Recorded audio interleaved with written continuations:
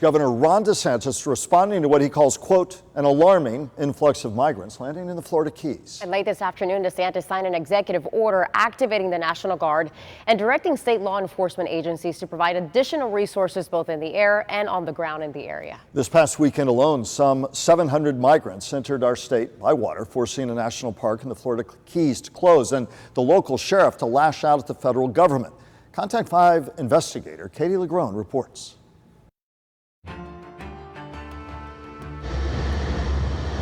Recent images from U.S. Border Patrol's Miami Sector and Homeland Security Task Force reveal a glimpse into the latest deluge of migrant landings in Florida. Their arrivals, often by dangerous rickety boats like these, are happening almost daily, even multiple times a day along the Florida Keys, the southernmost point of the U.S., just 90 miles from Cuba, where many of these migrants are fleeing. This is crazy. This is out of control. We can't sustain it.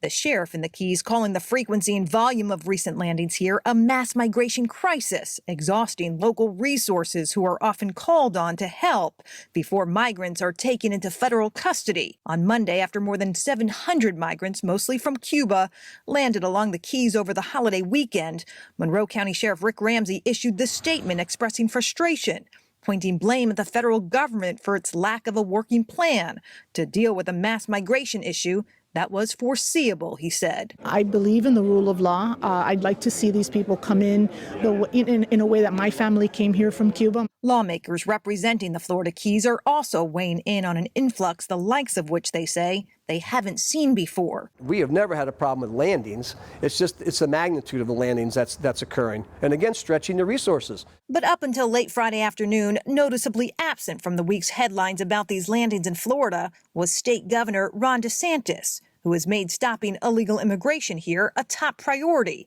and has injected himself into the immigration debate even when it involves migrants in other states. Back in September, he took credit for funding and organizing private flights that transported nearly 50 asylum-seeking migrants in Texas to Martha's Vineyard. Now, what would be the best is for Biden to do his damn job and secure the border, calling it a response to Biden's border crisis. When resources are on the shore and somebody's having a heart attack and all the ambulances are somewhere else, this is a bad thing. So we need some help, and I fully expect to get the help we need. On Thursday, a day before the governor issued this press release announcing he's activating the National Guard and directing state agencies to provide additional resources to the Keys, we asked Republican Representative Jim Mooney, whose district includes the Keys, what, if any, communication the governor has had with him and local leaders in the area about this latest surge. Not with me directly. It's not to say that he hasn't been in touch with local officials in the Keys,